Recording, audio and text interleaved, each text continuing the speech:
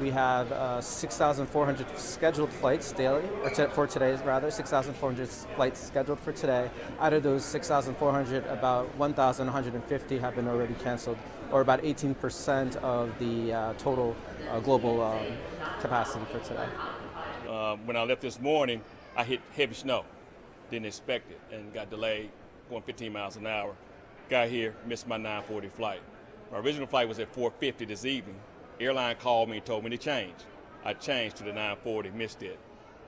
They put me on the 12 o'clock, went to the gate, and then they told me 12 o'clock is canceled. And now they put me on the 2:14, and now they're saying that if it's canceled, I got to fly out tomorrow.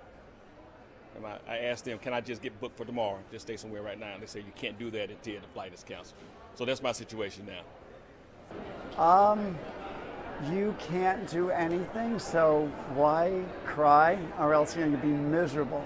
I would never fly if I got all upset about all of the struggles and travels from New York, LaGuardia specifically.